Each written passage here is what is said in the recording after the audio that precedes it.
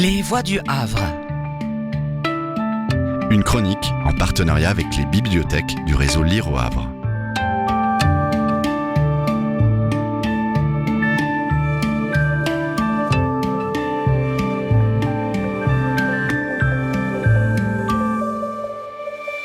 Nous allons vous lire un extrait du livre « Les mots de ma vie » de Bernard Pivot aux éditions Albin Michel.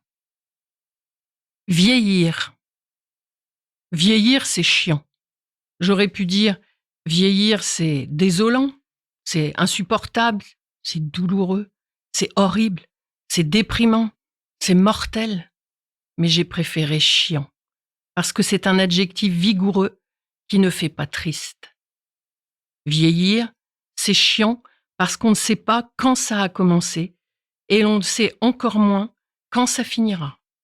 Non, ce n'est pas vrai qu'on vieillit dès notre naissance. On a été longtemps si frais, si jeune, si appétissant. On était bien dans sa peau. On se sentait conquérant, invulnérable, la vie devant soi. Même à 50 ans, c'était encore très bien. Même à 60.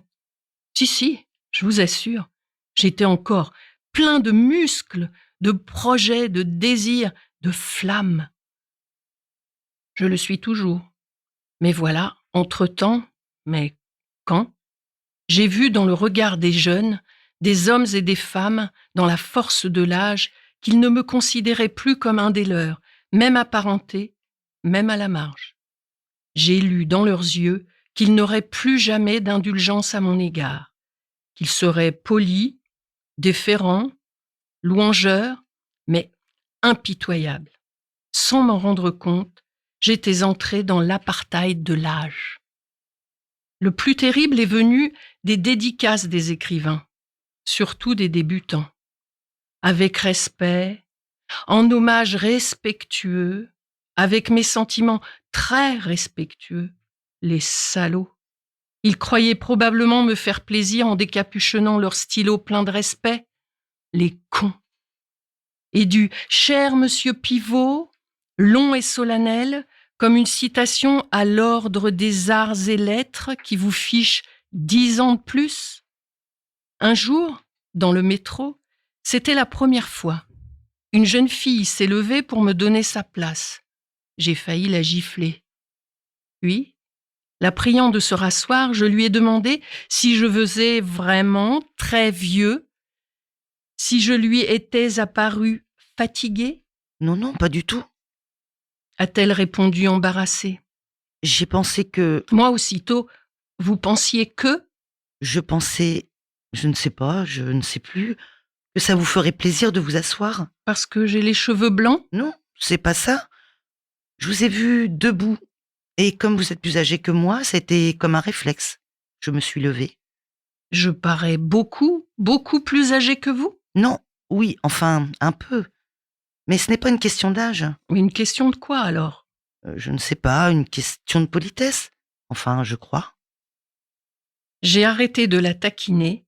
Je l'ai remerciée de son geste généreux. Elle l'ai accompagnée à la station où elle descendait pour lui offrir un verre.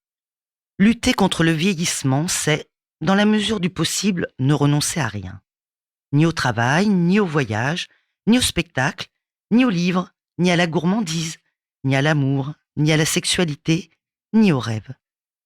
Rêver, c'est se souvenir, tant qu'à faire, des heures exquises. C'est penser aux jolis rendez-vous qui nous attendent. C'est laisser son esprit vagabonder entre le désir et l'utopie. La musique est un puissant excitant du rêve. La musique est une drogue douce.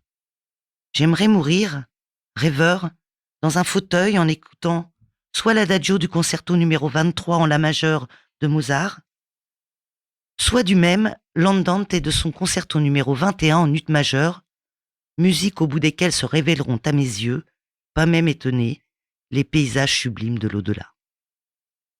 Mais Mozart et moi ne sommes pas pressés. Nous allons prendre notre temps. Avec l'âge, le temps passe soit trop vite, soit trop lentement. Nous ignorons à combien se monte encore notre capital. En années, en mois, en jours. Non, il ne faut pas considérer le temps qui nous reste comme un capital. mais comme un usufruit dont, tant que nous en sommes capables, il faut jouir sans modération. Après nous le déluge? Non, Mozart. Nous vous avons lu un extrait du livre Les mots de ma vie de Bernard Pivot aux éditions Albin Michel. C'était Les Voix du Havre. Une chronique en partenariat avec les bibliothèques du réseau Lire au Havre.